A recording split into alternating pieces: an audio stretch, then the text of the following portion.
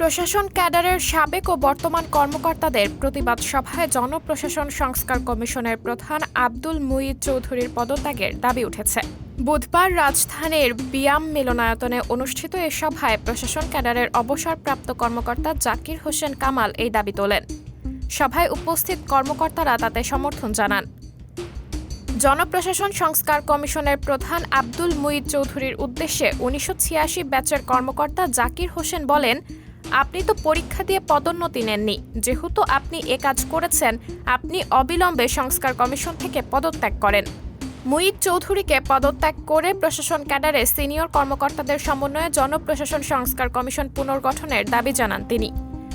গত ১৭ ডিসেম্বর জনপ্রশাসন সংস্কার কমিশনের প্রধান মুঈদ চৌধুরী সাংবাদিকদের জানান, উপসচিব ও যুগ্ম সচিব পদে পরীক্ষার মাধ্যমে পদোন্নতির সুপারিশ করবেন তারা। জাকির হোসেন বলেন, বৈষম্য বিরোধী বাংলাদেশ প্রতিষ্ঠায় যারা বাধা হিসেবে কাজ করছেন তাদের বিরুদ্ধে ঐক্যবদ্ধ থাকতে হবে। ২৫% কোটায় অন্য ক্যাডারের যেসব কর্মকর্তা উপসচিব পুলে যোগ দিয়েছেন তাদের এই পুল থেকে পরিষ্কার করারও দাবি জানান তিনি।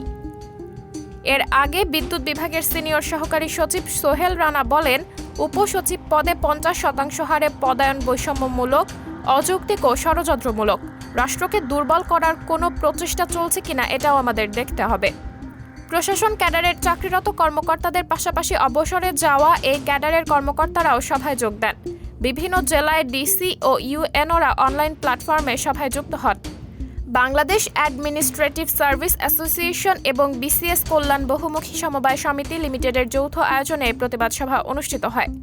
বর্তমান বিধিমালা অনুযায়ী উপসচিব পদে প্রশাসন ক্যাডারের ৭৫% এবং অন্য সব ক্যাডারের ২৫% কর্মকর্তাদের পদোন্নতি দেওয়া হয়।